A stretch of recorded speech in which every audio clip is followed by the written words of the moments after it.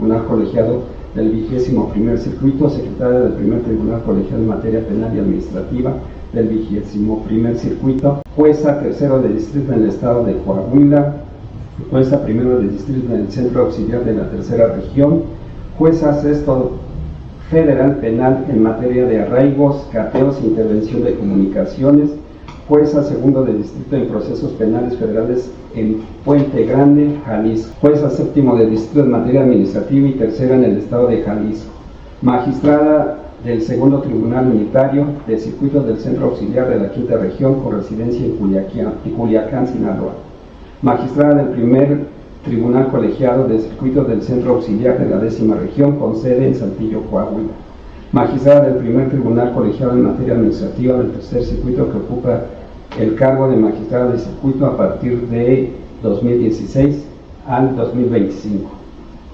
fecha en que se resolvió su retiro, por lo que agradecemos precisamente los comentarios que nos pueda brindar a esta hora y le cedemos el micrófono. Magistrada, por favor. En primer lugar, quiero decirles que me siento honrada de ser Diana Matus, de contar aquí con la asistencia del señor rector, don Enrique González. Para mí ha sido muy importante en mi formación académica y nos ha dado la oportunidad a muchos, como también a mi compañero Armando, de formar parte de los grupos de estudiantes y los egresados de esta universidad. Agradezco también la asistencia de todos ustedes y el interés en el tema. Hoy pues comparto esos comentarios con importantes personas en el mundo de la investigación y de la academia y me siento honrada por ello. Mi compañero Armando Gil Gaona, él y yo cursamos juntos el doctorado en esta Universidad de Tecatlato, y entonces siempre combatimos las clases, nos traía muchas inquietudes al debate con los diferentes especialistas, fueron nuestros maestros. El doctor Enrique dará cuenta de ello, porque fue nuestro instructor en una de las materias durante el doctorado. Uno de los temas que le llamó la atención siempre desde que surgió a debate en proyecto el Código Nacional de Procedimientos Civiles y Familiares fue relativo al capítulo que trata sobre temas relativos a la asistencia que puedan tener las personas con discapacidad. Entonces, antes de que concluyera el doctorado, decidió incursionar en una demanda de amparo contra leyes, juicio de amparo indirecto sobre el tema, y entonces fue cuando empezó ya en el tema de investigación jurídica a trabajar en esta materia de las personas con discapacidad y cómo son tratadas en el Código Nacional de Procedimientos Civiles y Familiares. Y el enfoque, desde luego, desde derechos humanos, porque partió de la base de los derechos humanos de las personas con discapacidad para poder llevar a juicio de amparo indirecto algunos artículos del Código Nacional. Pues bien, me parece que ha sido muy importante el desarrollo de ese tema por mi compañero Armando en este ensayo que hoy nos presenta, me parece de vital importancia. En primer lugar, tengo que destacar que la obra se ve breve, porque no es voluminosa, no tiene muchas páginas. Sin embargo, creo que es muy fácil de lectura y adicionalmente se puede tomar los conceptos básicos de una manera muy sencilla, de modo que tanto investigadores como académicos, como estudiantes podrán entender con suma facilidad todos los conceptos que nos aporta esta obra que nos presenta el doctor Armando Gil Gaona en esta ocasión. Siempre lo reconoceré como una persona inquieta, un investigador y una persona muy esforzada y que no deja para mañana ninguno de los temas jurídicos que le llama la atención. Estuve leyendo la obra varias veces y entonces veo que inicia con una apartado en donde empiezan a definir conceptos. Desde ahí me llamó la atención que de una manera muy sucinta habla de lo que es el lenguaje y de la forma de expresar para que podamos entender más adelante cómo el cambio de palabras, de lenguaje y de expresiones del Código Nacional puede tener una trascendencia jurídica significativa.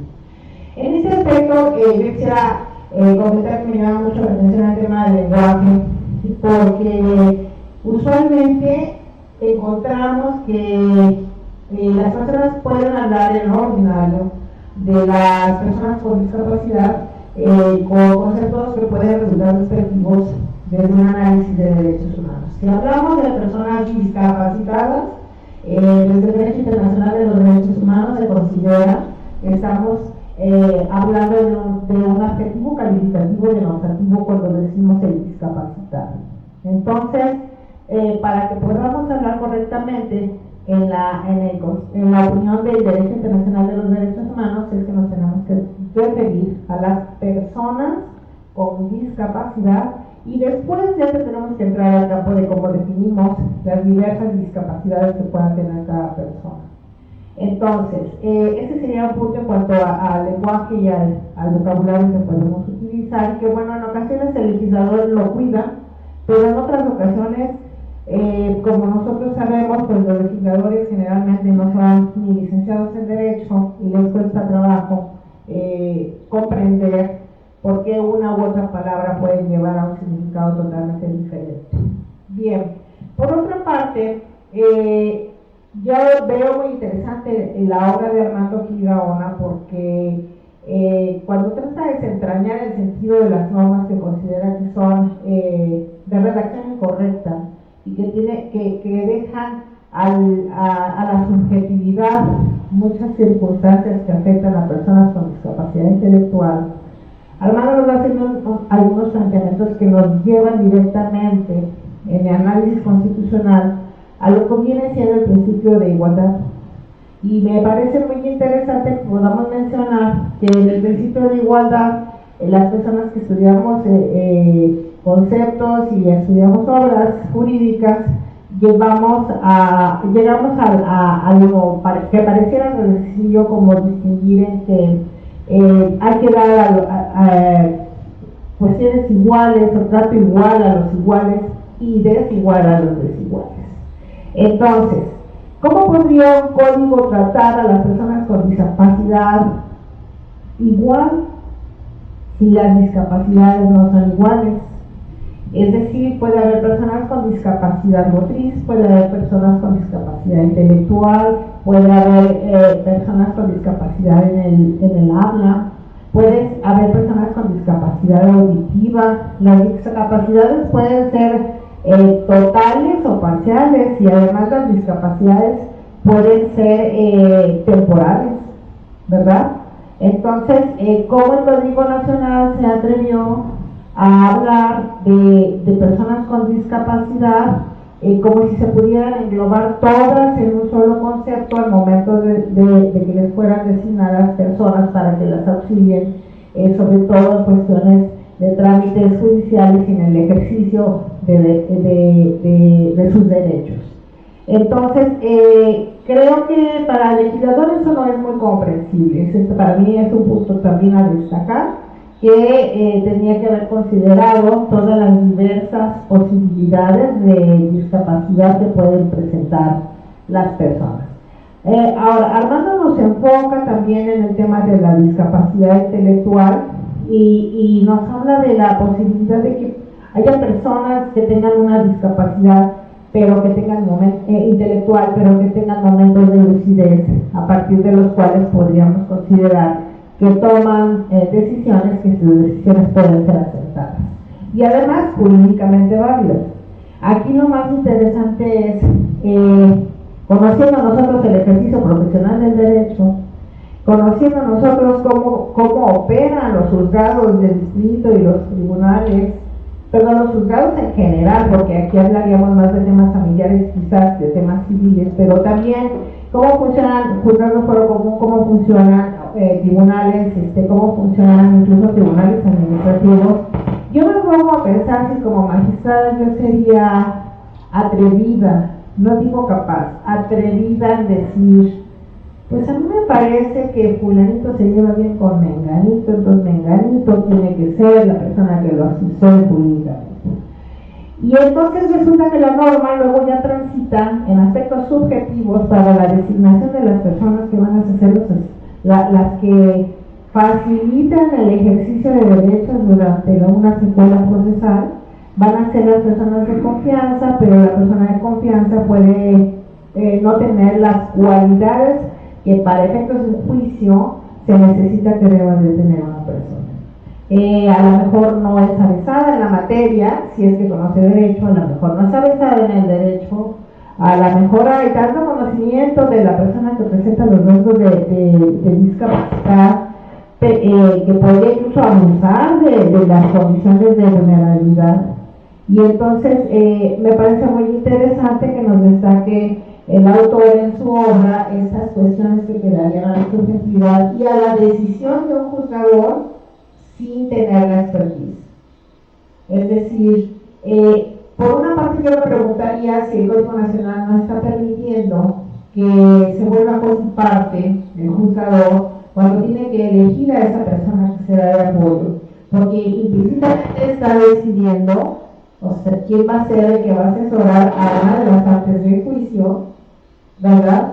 Y entonces no nos afectará la imparcialidad del juzgador y que podamos tener esa elección. Y no técnicamente diríamos, bueno, la imparcialidad, si es que se presume que todos los juzgadores son imparciales.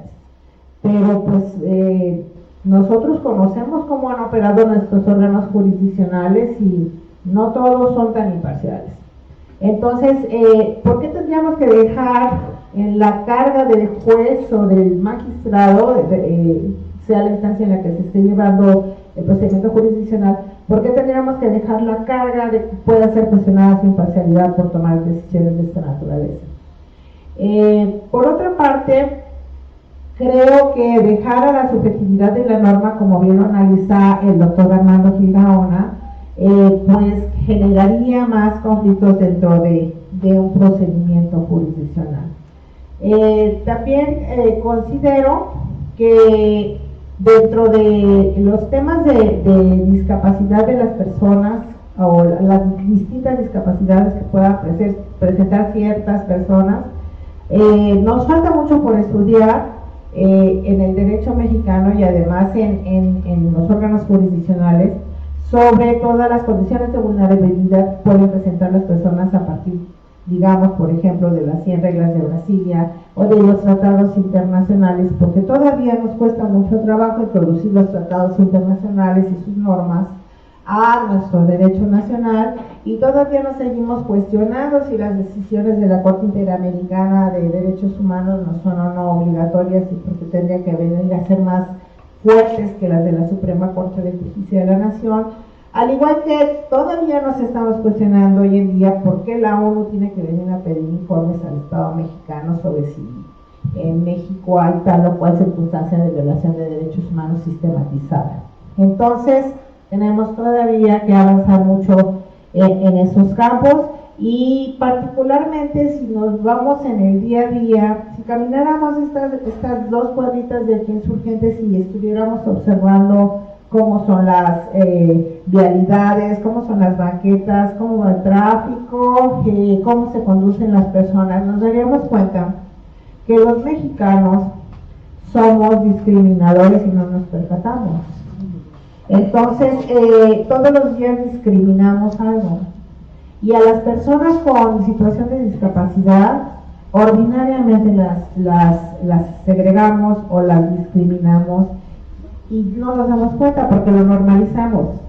Entonces, tenemos mucho que trabajar en este campo, no solamente de cuestiones de lenguaje, no solamente de la capacitación a las personas en el ámbito jurisdiccional, sino también a todos los ciudadanos en relación a cómo familiarizarnos con las distintas posibilidades de condiciones de vulnerabilidad y de discapacidad que puede presentar determinadas personas, porque además cada persona es irrepetible, y más si la persona presenta una condición de vulnerabilidad producida por una situación de discapacidad.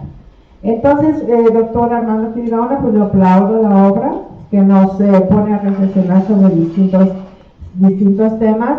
Felicito a la Universidad de Tampaclato por ser un espacio abierto para que se pueda presentar este tipo de trabajos de investigación. E invito a todos los asistentes y a todas las personas que nos están viendo a que conozcan la obra de Armando Figueroa para que puedan saborear todos estos conceptos a los que nos invita a la reflexión. Agradezco mucho la atención. Felicidades.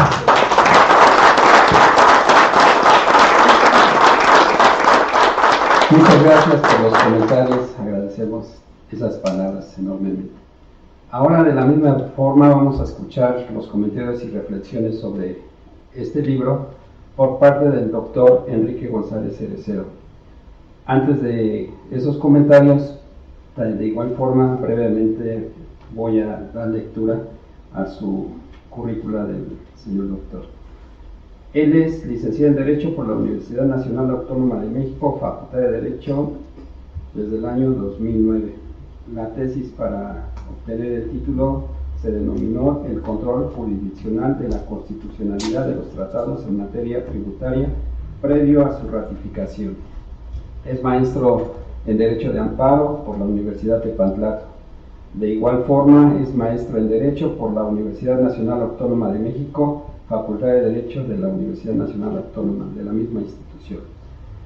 El examen profesional presentó la tesis titulada Construcción de una teoría de los principios jurídicos. De igual forma, también podré mencionar que él aprobó, para obtener dicho grado, fue aprobado por mención honorífica. Es doctor en Derecho Constitucional por la Universidad de Tepantlato y de igual forma es doctor en Derecho por la Universidad Nacional Autónoma de México, Facultad de Derecho. Presentó para obtener el grado la tesis Anatomía de la norma jurídica en la praxis mexicana. De igual forma fue aprobado con mención honorífica el señor doctor. También mencionaré que tiene estancia de investigación doctoral en Canadá, en la Universidad McMaster University, en el otoño del 2016, bajo la tutoría del doctor Wilfrido Guarachoff. Tiene la especialidad de formación y preparación de secretario del Poder Judicial de la Federación, cursado en el año 2020. Especialidad en Derecho del Trabajo y Justicia Laboral por el Poder Judicial de la Federación. Ha sido moderador y coordinador en la conferencia magistral en el Tribunal Superior de Justicia de la Ciudad de México, con la presencia del doctor Wilfrido Guarachoff, profesor en Canadá de la Universidad de McMaster University, denominada Excesos del Garantismo hacia un positivismo jurídico incluyente. De igual forma ha sido moderador y coordinador en la conferencia Filosofía Analítica contra Filosofía Continental en la Universidad Nacional Autónoma de México, posgrado de la Facultad de Derecho. Es autor del libro Anatomía de la norma jurídica, giro semiótico trascendental, mismo que tiene el prólogo del ministro Jorge Mario Pardo Rebolledo, libro con contenido filosófico, científico y práctico del derecho. Su experiencia dentro del campo laboral lo podemos mencionar como catedrático en la Universidad de Tepantlato hasta la fecha. De igual forma, en el Poder Judicial de la Federación se desempeñó en el 13º Tribunal Colegiado en materia administrativa del primer circuito como oficial administrativo. En el Senado de la República ha sido asesor jurídico, estudio de amparos relevantes, acciones y controversias constitucionales en el año del 2015. En el Tribunal Electoral del Poder Judicial de la Federación, en la ponencia del magistrado Hidalfer Infante González, asesor jurídico y secretario de apoyo, en los años de 2017 al 2019. En la presidencia del Poder Judicial de la Ciudad de México, asesor del presidente del Tribunal Superior de Justicia de la Ciudad de México, hoy Poder Judicial de la Ciudad de México. En la Secretaría de Seguridad y Protección Ciudadana ha sido coordinador de inteligencia prospectiva y resguardo de la información, director general de Política Criminal, director general de Coordinación Regional. En la Secretaría de Relaciones Exteriores, Se desempeña como director de diseño estratégico para la planeación y evaluación desde el año pasado, 1 de noviembre, hasta esta fecha. Brevemente he señalado lo más importante de la trayectoria curricular del doctor Enrique González Cerecero, a quien solicitamos nos brinde los comentarios a la hora que hoy nos ocupa, por favor. Gracias.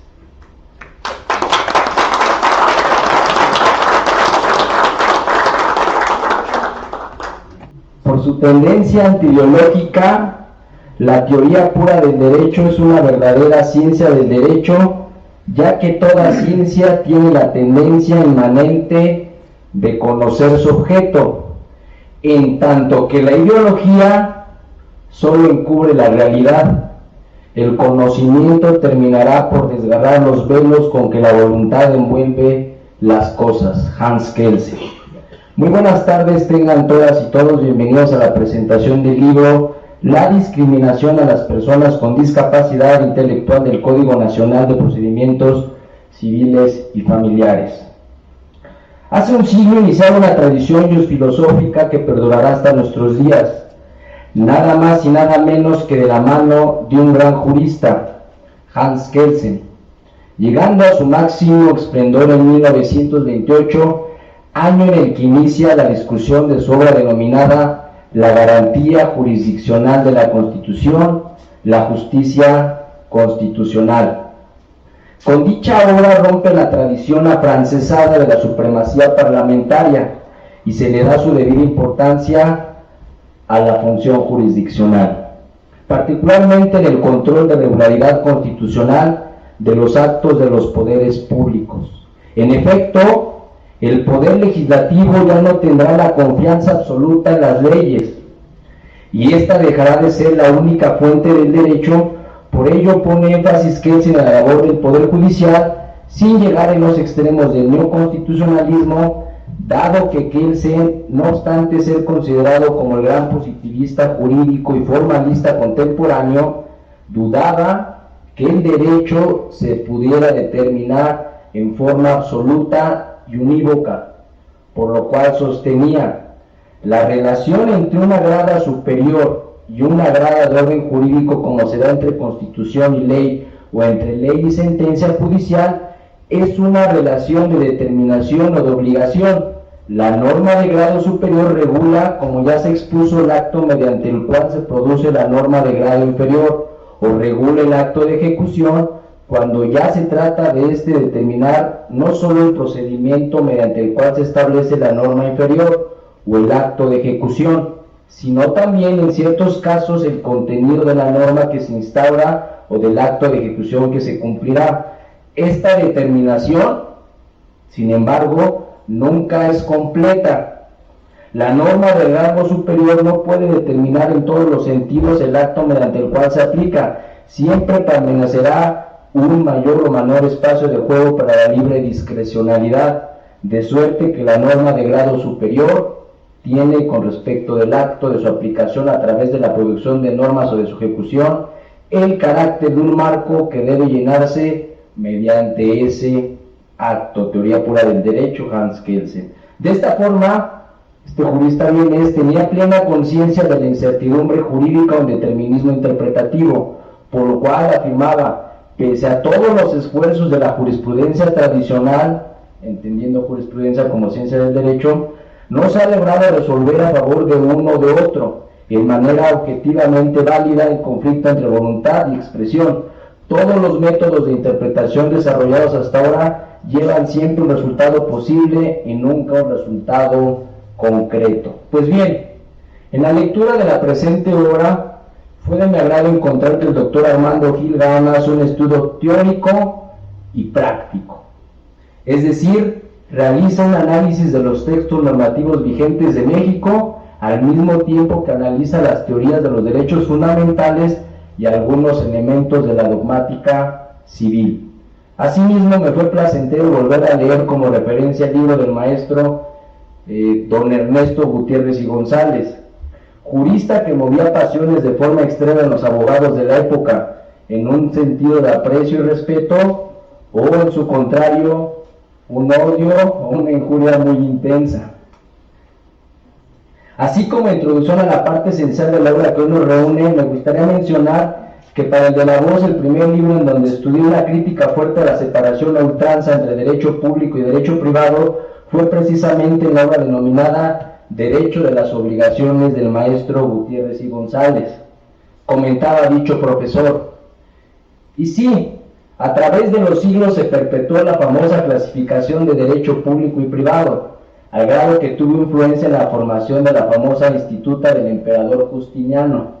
Y como dice el dicho, de ahí para el real, hace unos pocos siglos, todo el mundo empezó a hablar de la excepcional expresión de Ulpiano, al grado que ya entrada en la era del cristiana, influyó muy mucho en las ideas del emperador Justiniano.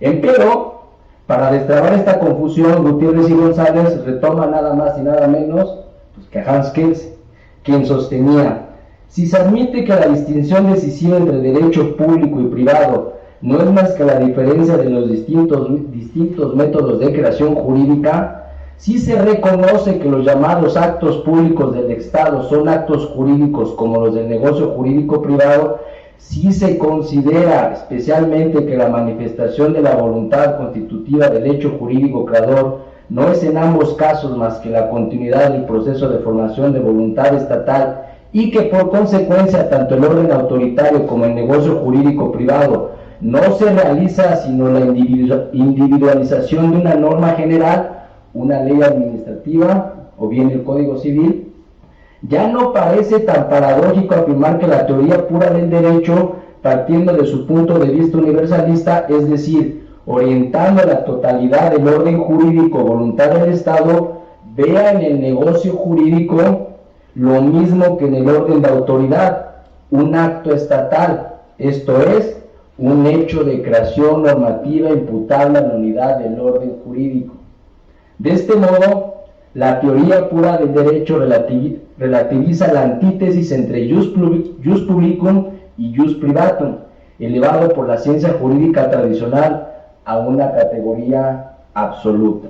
Al mismo tiempo la transforma, deja de ser una antítesis extrasistemática, es decir, entre derecho y no derecho, entre derecho y Estado, y se convierte en una distinción extrasistemática. Por fin, la teoría comprueba su carácter científico, rompiendo con la ideología implicada en el reconocimiento de un valor absoluto a la antítesis en cuestión. Hans Kelsen, pero retomado de Derecho de las Obligaciones, Gutiérrez y González.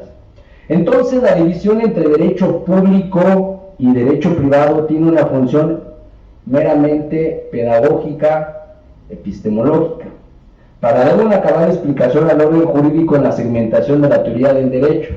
Sin embargo, en la praxis está por demás comprobado su íntima relación, destacando lo que hoy se conoce como la constitucionalización del derecho privado con todo lo que ello implica.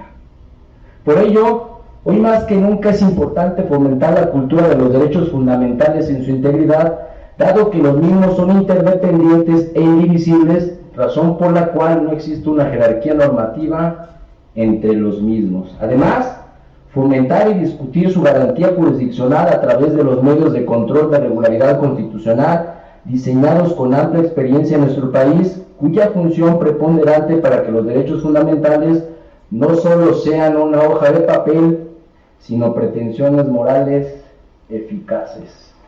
Así, para Kelsen y Hart, el derecho positivo requiere continuamente de complementación judicial, y es donde precisamente el doctor Armando Gil Gaona inicia su batalla contra la discriminación de las personas con discapacidad intelectual del Código Nacional de Procedimientos Civiles y Familiares, argumentando de forma muy sucinta, para que lean el libro y no se lo pierdan, que la legislación debe responder a la complejidad real de los distintos tipos de capacidad, particularmente cuando convergen discapacidades sensoriales, auditivas e intelectuales.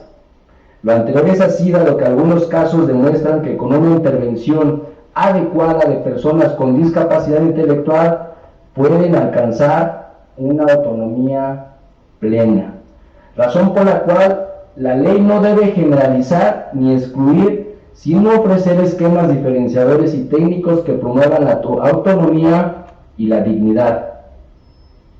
De esta forma, en materia de derechos fundamentales, al omitir expresamente a las personas con discapacidad sensorial e intelectual, el legislador contradijo el artículo 1 constitucional y los principios de la Convención de los Derechos de las Personas con Discapacidad, incurriendo en una omisión discriminatoria. Además de que no se cuidó la sistematización normativa, dado que no se consagró un artículo transitorio que obligue a la armonización de todas las leyes locales en el nuevo código. Así como alternativa viable, el doctor propone reformar el Código Nacional de Procedimientos Civiles y Familiares, incorporando el régimen de tutela y salvaguardas, de modo que guarde plena coherencia con la Convención de la materia y la tesis aislada de la Suprema Corte de Justicia de la Nación, con la que se asegura una protección jurídica sólida, técnica y humanista para todas las personas con discapacidad. Por último, solo resta felicitar al autor del libro e invitar a los juristas que nos acompañan a seguir fomentando la lectura y enseñanza del derecho en sus tres vertientes de métodos de lenguaje, praxis, ciencia y filosofía del derecho. A romper los paradigmas trasnochados y a advertir al derecho como una unidad cuya finalidad debe constituir el ser humano. Y más importante, por supuesto, que compren el libro. Muchas gracias. Buenas tardes.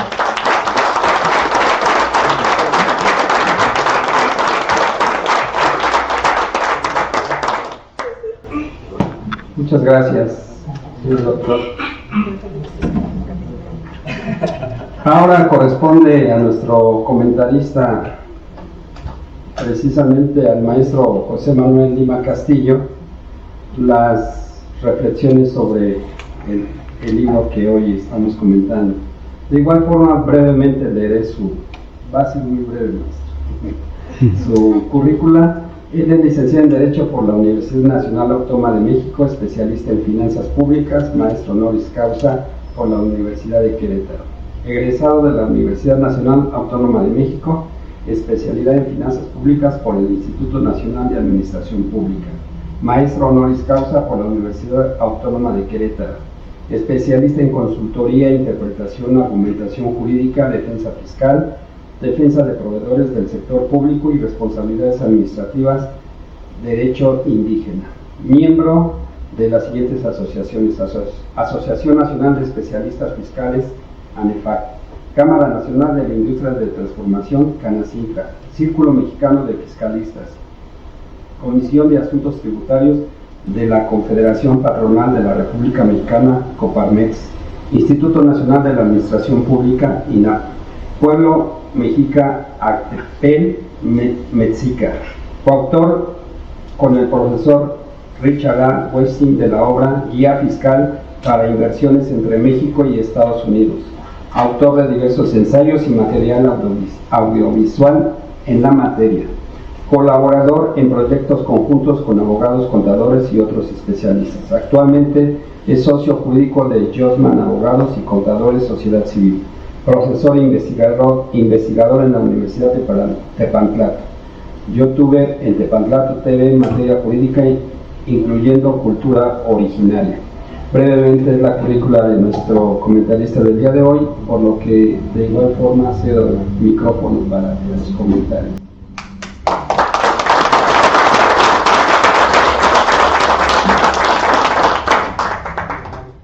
Muchas gracias, maestro doctor Armando Silva. Un verdadero placer estar con ustedes, con tan distinguido público.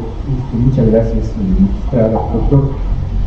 Señor rector, pues realmente quiero decir que es, pues como ustedes ven, es una obra breve y no sé ustedes, pero a mí me gusta esta clase de obras que tienen un conocimiento condensado, porque cuando son pocas páginas significa que el autor va directo al grano, que va a optimizar mi tiempo, que me va a dar toda su sabiduría concentrada en pocas páginas. Entonces yo lo veo como una ventaja que podemos nosotros enterarnos de la sabiduría del maestro, del doctor, en poco tiempo. Y creo que no es algo intrascendente. Me llamó mucho la atención de la obra, creo que no es intrascendente, ver que no tiene razón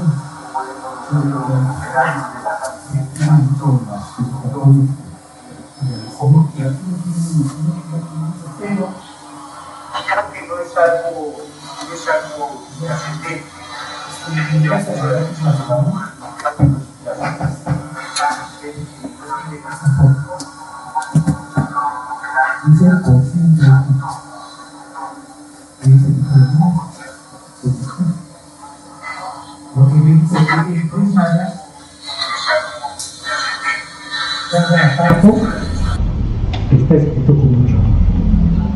Es casi un poema pero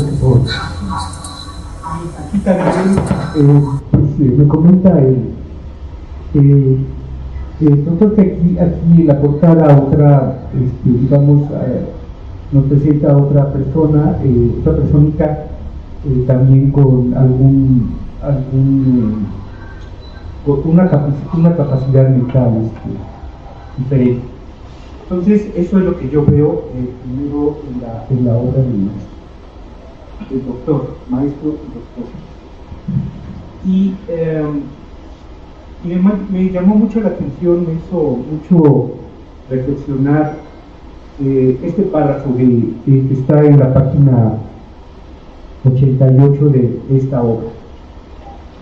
El presente análisis pone en evidencia la magnitud e implicaciones del actual legislativo en materia de discapacidad intelectual.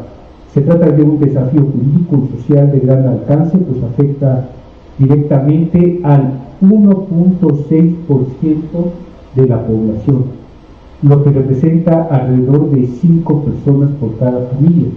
Este grupo heterogéneo no puede ser atendido únicamente por organizaciones especializadas, sino que su inclusión y protección legal debe ser una responsabilidad compartida por el Estado y la sociedad. Entonces, si hablamos del 1.6, no sé cómo anda el último censo de la República Mexicana, 120. pero como 120, ¿verdad? Pero digamos, en términos redondeados, si fuéramos 100 millones de habitantes, estaremos hablando de una población de 1.6 millones, casi 2 millones de personas en esta situación. Y algo que me hace reflexionar mucho este párrafo es que cuando nosotros vamos caminando por la calle, o sea, cuando nosotros vamos transitando, pues vemos personas caminando, leyendo, vemos personas transportándose, comunicándose de forma ordinaria. Entonces me pongo a pensar, ¿dónde está esta población? Esta población es una población casi invisible. Es una población que normalmente está dentro de las casas, de centros especializados de atención, en caso de personas de mayor edad, pues en los asilos. Es una población invisible y por eso muchas veces no salta a la vista, y no se toma en cuenta como se debiera. Son personas que no pueden protestar por sus derechos, no pueden incendiar patrullas, golpear, agredir a los policías, hacer marchas, no pueden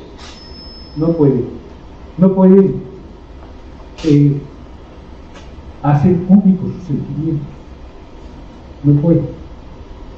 Por eso es que necesita de la comprensión y de la solidaridad de todos nosotros. Esa es la reflexión a la que nos lleva el libro. Y le lleva a pensar también que nuestro autor es realmente un activista social, fuera de todo este currículum que tenemos en la solapa del libro. Nuestro autor es un incansable activista social y que trata de poner voz a esa población que muchas veces está oculta. Por eso es que quiero felicitar y dar mi eterno reconocimiento y agradecimiento al doctor por esta obra. Él propone en este sueño de transformación social, propone una ley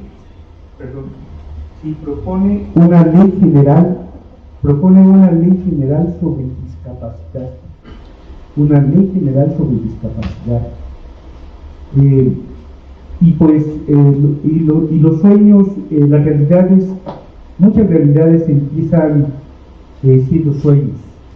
Y pues yo lo he aprendido aquí en esta universidad con este señor rector, que esta universidad empezó siendo un sueño y ahora es una realidad y no termina de desarrollarse porque el rector sigue soñando, sigue realizando sus sueños. Hace tiempo también nosotros también vimos, por ejemplo, una injusticia en el actual artículo 338 de la ley de concursos mercantiles. Vimos una injusticia porque a los especialistas en concursos mercantiles se les sancionaba sin que la autoridad tuviera un límite a esa facultad. Y resulta que casualmente el día de hoy se votó en la Suprema Corte de Justicia de la Nación la Declaración General de Inconstitucionalidad de ese artículo. Gracias a un asunto que nosotros llevamos y del que se formó jurisprudencia. Se formó jurisprudencia y le dieron 90 días al Congreso de la Unión para que arreglara su artículo. No lo hizo y entonces, de acuerdo con la ley de amparo, el día de hoy se votó con 6 votos a favor y 2 en contra. Quiero decir que los dos votos en contra fueron de la ministra Esquivel y de la ministra Batres, así que para que no digan que nosotros tuvimos alguna influencia con la declaración, ¿verdad? Porque tuvimos votaciones en contra y gracias a otros 6 ministros, entonces sin ejercer el derecho de pataleo se tuvo esta declaración general de inconstitucionalidad. Por ello, para que vean que los sueños son realizables, mi agradecimiento, mi reconocimiento, doctor, y pues no me queda más que, quiero pedirles un fuerte aplauso para el doctor.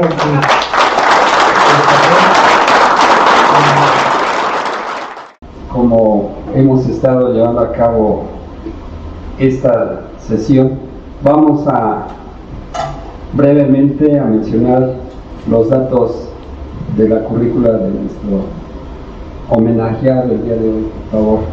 El doctor Armando Gil Gaón es licenciado en Derecho por la Facultad de Derecho de la Universidad Nacional Autónoma de México, maestro en Derecho Procesal Penal Acusatorio por la Universidad Americana del Norte y doctor en Derecho Constitucional por la Universidad de Tepoztlán.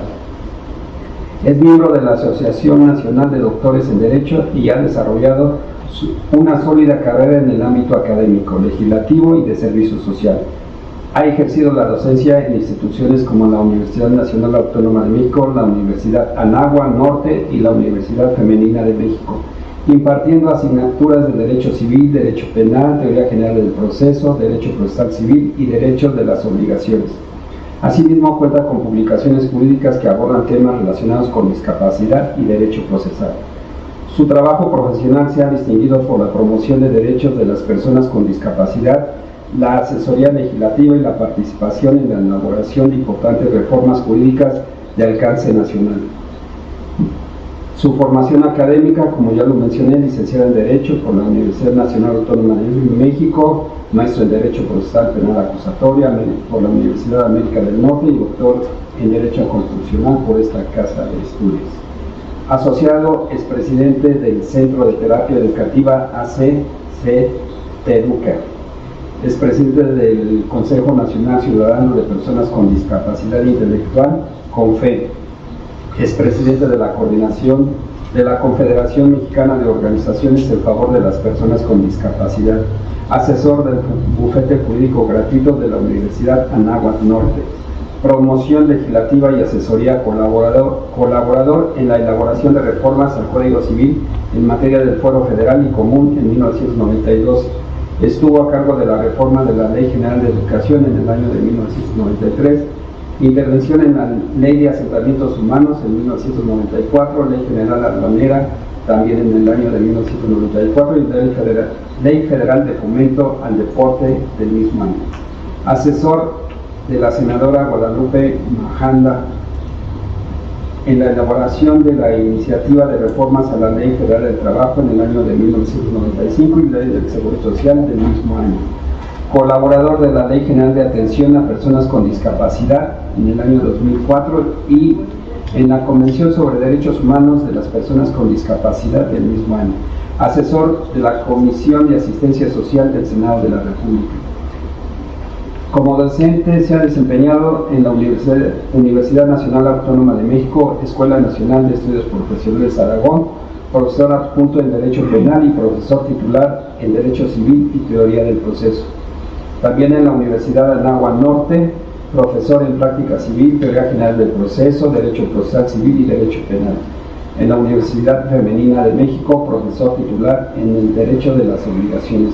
Dentro de las publicaciones con las que cuentes, denominamos o mencionaremos las denominadas omisión del tutor y discapacidad, Código Nacional Procesal Civil y Familiar, ensayo la discriminación a las personas con discapacidad intelectual del Código Nacional de Procedimientos Civiles y Familiares. En el litigio mencionaré que también se desempeñó en la materia civil, mercantil, familiar, sucesiones, arrendamiento e hipotecaria, materia penal, formulación de denuncias, defensa de carpetas de investigación y en proceso tanto del fuero local como del fuero común. Juicio de amparo, contencioso administrativo, Procuraduría Federal del Consumidor, defensa de servidores públicos. Especialista en amparos estratégicos, negligencia médica y daños y perjuicios.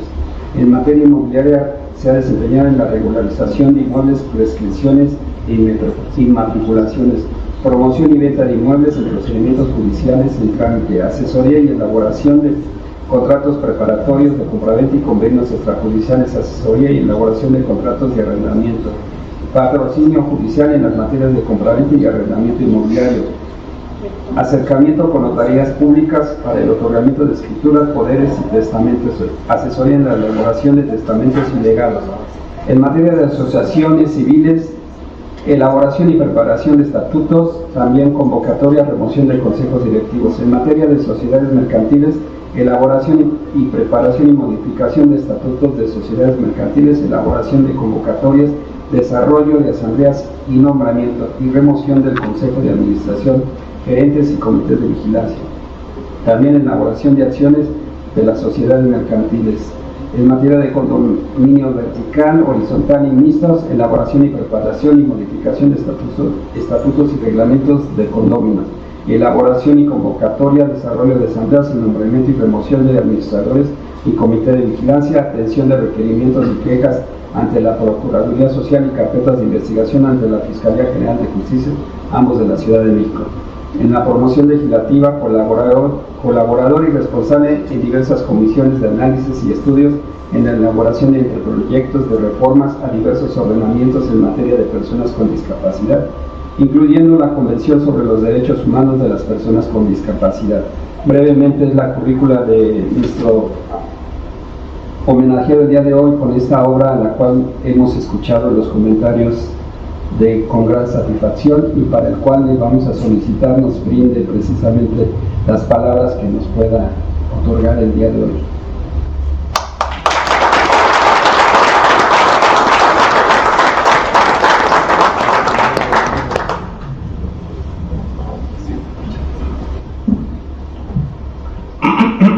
¿cómo sabes? Es un placer estar con todos ustedes hoy, precisamente por compartir uno de los logros. No es un logro, es un premio, precisamente el que me permito presentar, porque como se dijo, perdón, estoy muy emocionado. Sí, estoy muy emocionado.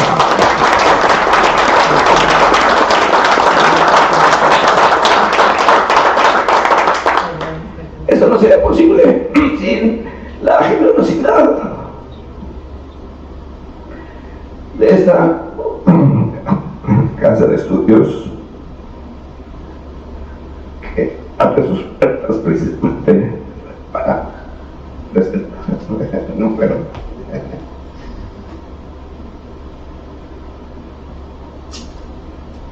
sí.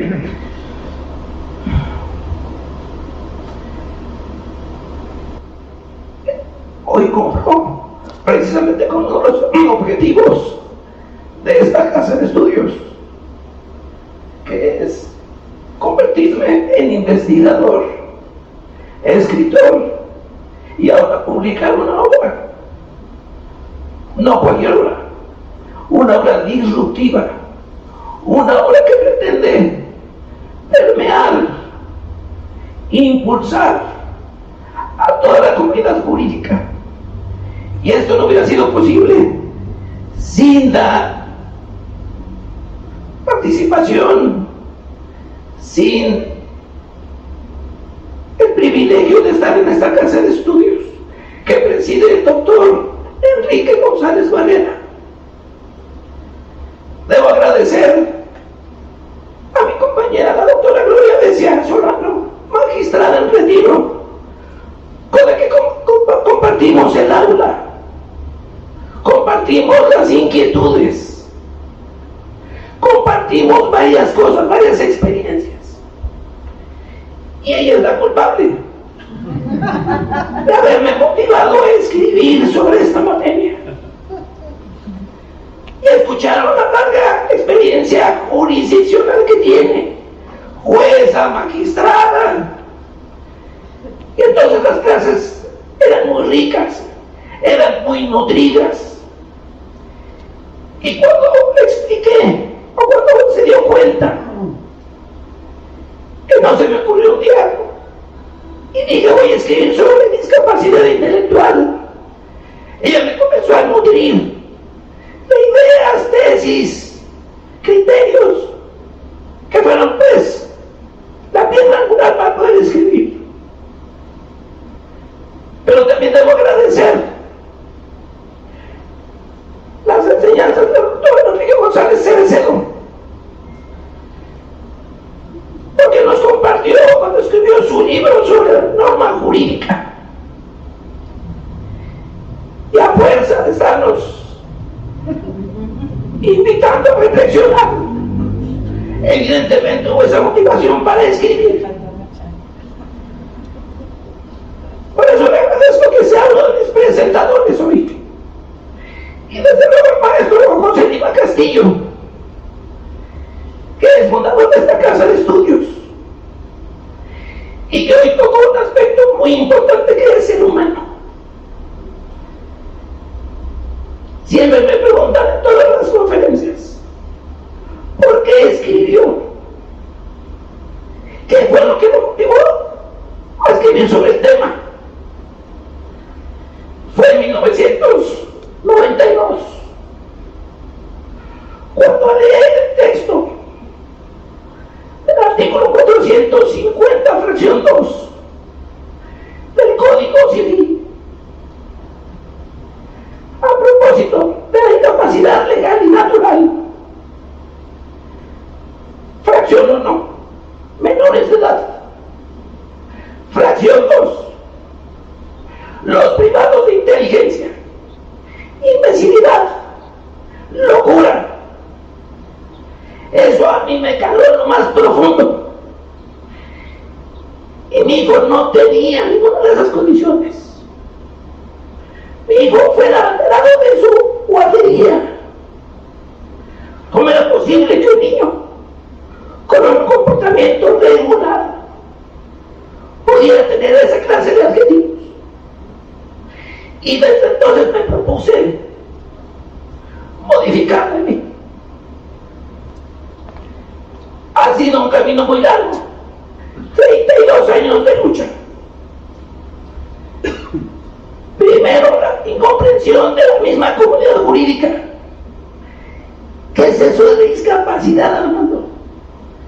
¿Qué te pasa? ¿Estás operado o qué? No, señores. Es una definición de la Organización Mundial de la Salud de 1982. Y fue precisamente adoptada por la Organización de Naciones Unidas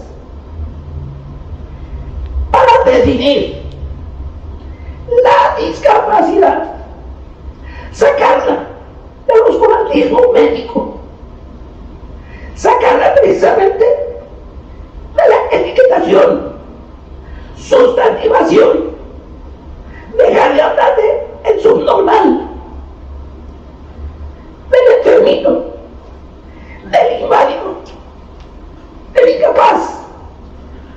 No, señores, había que redimensionar esa concepción. Y juegan un papel muy importante las asociaciones nacionales e internacionales de padres de familia. Porque como bien lo dijo el maestro, en las discusiones y grupos de asociaciones de y para personas con discapacidad, eso era lo que se discutía. ¿Quiénes tienen más discapacidad que otras? Y las organizaciones nosotros decíamos, nosotros vivimos en el mundo del silencio. No sabemos qué es la música. No sabemos cómo cantan los pájaros. Y decían los hijos, ¿no es cierto? Nosotros somos los más vulnerables. ¿Por qué? No vemos. No sabemos cómo es el sol. No sabemos cómo son nuestros familiares. Y decían, ¿no es cierto? Los más vulnerables son las personas con discapacidad intelectual. ¿Quién los defiende? ¿Quién habla por ellos? Y actualmente hay discapacidades múltiples. Imagínense un niño ciego, sordo, mudo y con discapacidad intelectual. ¿Quién se va a hacer cargo de él? Por eso fundé el bufete jurídico gratuito para madres que han abandonado por el papá. Yo ya resolví mi bronca, es tu culpa. Mi mamá me dijo que no me casara contigo. Por eso el hijo nació mal. Y ahí te ves. No, señores, no sean cobardes. Había que demandarles el cumplimiento de las obligaciones alimentarias. Y eso hice cuando la mamá de mi hijo se dedicaba a las terapias. Y decía yo, bueno, ¿y qué papel voy a hacer yo? Para defender a mujeres en esa condición. Pero cuando mi hijo se fue, lo primero que me cuestioné, bueno, ¿y ahora qué chihuahuas hago? ¿Ah? Y por eso se lo dije a mi hijo. Vamos a luchar tú y yo ahora. Y no nos ha ido mal. Ya se dijeron todas las leyes que he conseguido que se modifique sin ser legislador.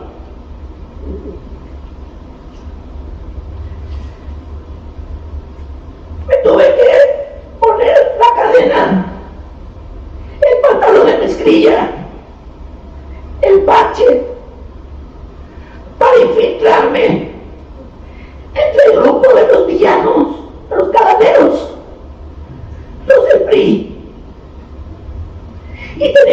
su mismo idioma. Entonces me acerqué con diputados, con senadores. Vamos a modificar esto. ¿Y por qué no le entras tú? Pues sí, ¿verdad? Soy el guapo de la película. Lo voy a hacer. En 2 ocasiones estuve a punto de ser diputado federal. Pero no me faltó quien dijera, esa causa es del partido. No, señores. Esa causa es mía porque es de mi hijo. Esa nadie la va a tocar. Y prefiero irme del partido que regalárselas. No van a lograr con ella. Gracias a esta chamba está la agenda política. Entonces, en el Plan Nacional de Desarrollo del presidente Cedillo metí la causa de discapacidad. Con el presidente Fox se quedó el grupo de personas con discapacidad en la presidencia de la República.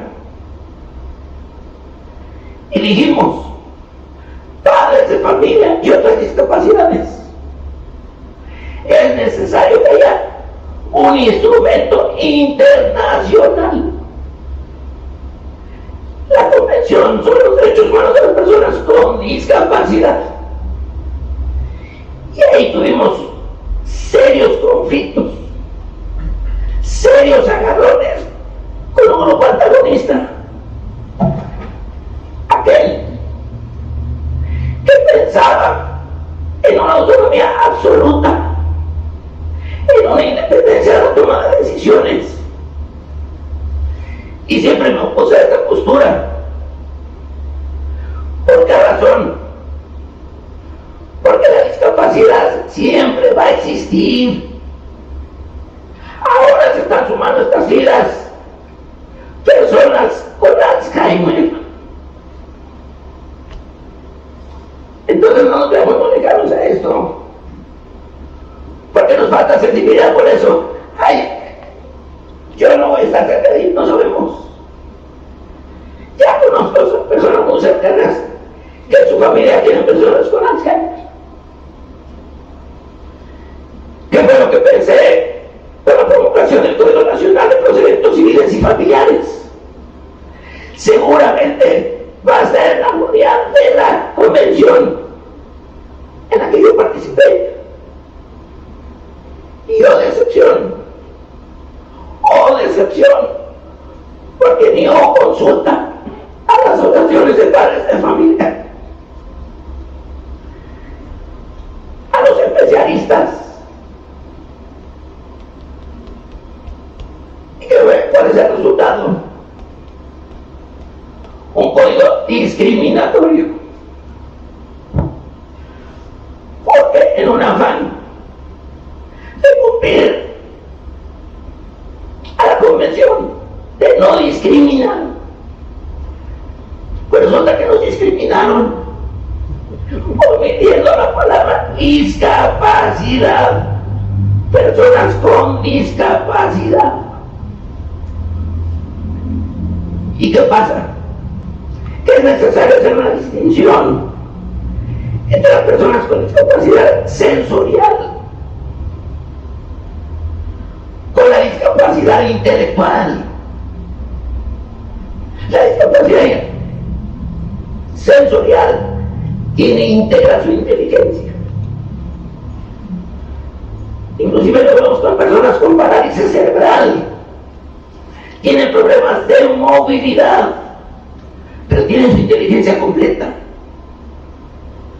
Las personas con discapacidad sensorial, sentidos, habla, vista, oído, también. Entonces necesitan otra clase de apoyo del que habla la convención. Ahí comienzan los asegúnes. Dice la convención, se crea el apoyo para que las personas con discapacidad ejerzan plenamente su capacidad jurídica. Las personas con con silla de ruedas necesitan asistencia. Claro que no. ¿Y qué fue lo que dijo la Corte? No nos hagamos bolas. El apoyo se debe interpretar como la asistencia del tutor. Está en relación directa de la discapacidad intelectual, a mayor o menor, va a ser la asistencia en esa correlación. ¿Y de qué va a depender? De los estudios médicos, psicológicos, psiquiátricos, la familia, que le aporten al juzgador, que dice el Código Nacional. Va pasando por aquí una persona y yo sospecho que necesita de un apoyo. ¿Y qué dice el código? Bueno, pues entonces haz unos esfuerzos para que me digas por qué lo necesitan. ¿Qué clase de esfuerzos? Si actualmente hay un régimen jurídico que nos facilita las cosas.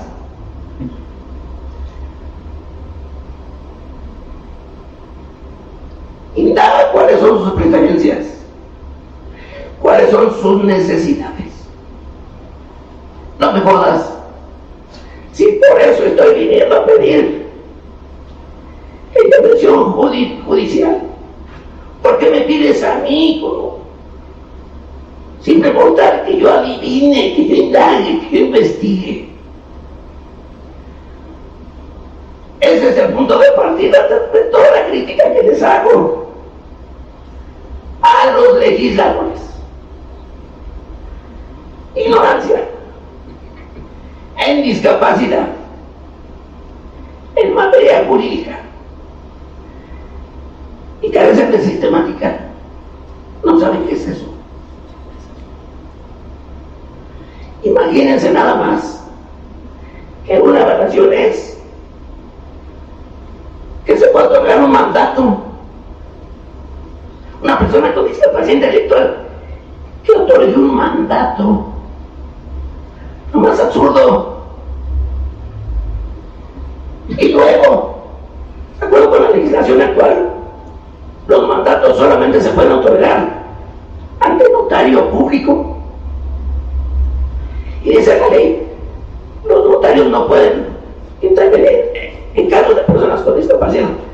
Entonces, ¿en qué quedamos?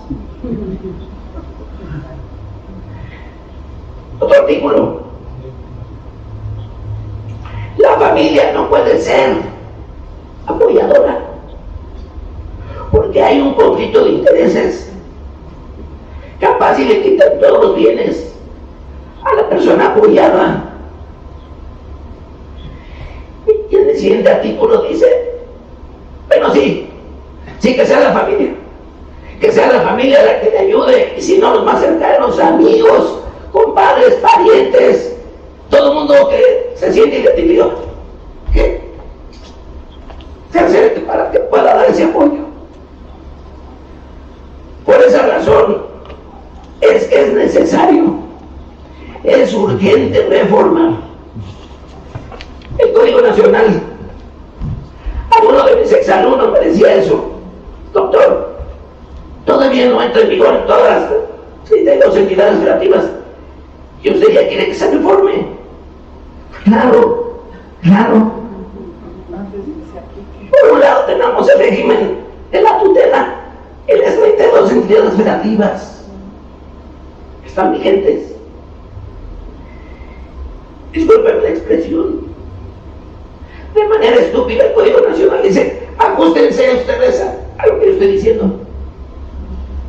Tengo 32 años de pretender que todos los códigos civiles se ajusten y no termino. Y no termino porque el Código de Tlaxcala, lastimosamente, todavía conserva la terminología con la que comencé la lucha. ¿Sí? Idiotas, imbéciles, etc. Puede ser. Hay dos soluciones, según yo. Ajustamos el Código Nacional, tomando en consideración lo que ya hizo la ley para la familia de Coahuila que entendió perfectamente la convención, haciendo distinción de las discapacidades y de la gradualidad. O bien, una ley federal y nos quitamos de cuentos. En 2017 se reformó el artículo 73, fracción 30, para legislar en materia procesal civil. De ahí que se promulgó el Código Nacional de Procedimientos Civiles y Familiares. Pues como están las cosas, a lo mejor si se reforma otra vez esa fracción con la planadora que actualmente existe, se pudiera salvar esa parte. Y si no, la tendencia internacional es precisamente una ley federal de atención a personas con discapacidad intelectual, sensorial, y en todo caso hablar del sistema de asistencia. Así que los invito para que me lean, para que se inquieten y para que difundan, porque esa es la intención del libro, que esto permee que sea una cruzada en la comunidad jurídica. Porque lo más extraño es que en Facebook, en redes sociales, hay ríos de tinta que hablan del Código Nacional, pero nadie habla de este tema. Nadie lo toca. Entonces sí es importante porque se les viene un conflicto fuerte a los juzgadores. ¿Cómo vamos a implementar este código con este régimen jurídico? No hay manera. No hay manera. Y ahorita está en curso precisamente el juicio de la parte que iniciamos el año pasado. Y dice el juez que está conociendo del asunto. No se acredita el interés legítimo. Pero como no, si estamos hablando de una comunidad y el interés jurídico, estoy acreditando mi personería como tutor de una persona con discapacidad intelectual. ¿Es que no es una norma autoaplicativa? Por supuesto que sí. Por supuesto que sí. ¿Para quién va dirigido este régimen jurídico? Para una población que no existe. Ya la borraste. Y las personas que están acá afuera que necesitan de impartición de justicia, ¿qué va a pasar con esto? En todo el país. Problema nacional. Entonces, con eso quiero terminar con una invitación y una reflexión para que se desvelen un poquito. Gracias.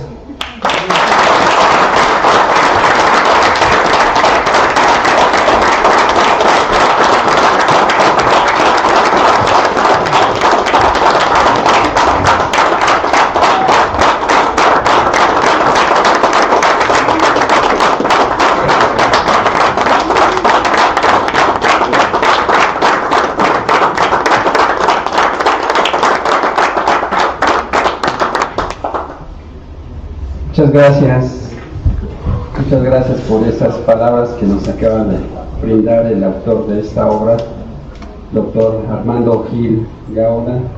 De veras, y a todos los comentaristas sobre esta obra, la verdad, cada uno expertos en su materia, expertos en la explicación que escuchamos, expertos en poder hacer esta presentación de esta obra tan valiosa, que yo creo que todos los aquí presentes nos vamos a llevar precisamente algo en el cual podamos reflexionar y poder tener la inquietud de tener esta obra.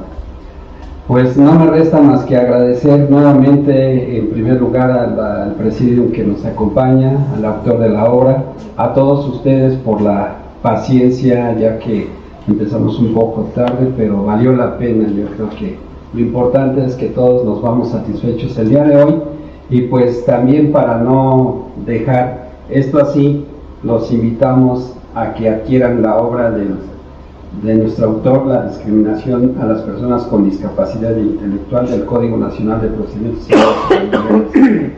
Y asimismo va a estar en su momento en la planta baja de este recinto nuestro autor para las personas que desean adquirirlo, poder autografiar la misma. De igual forma, los invitamos a una degustación con todos ustedes, precisamente por parte de la institución anfitriona y del doctor y de todos los que aquí presiden. Muy amable, muy buenas noches y los esperamos en la parte baja de este recinto. Muchas gracias y muy buenas noches.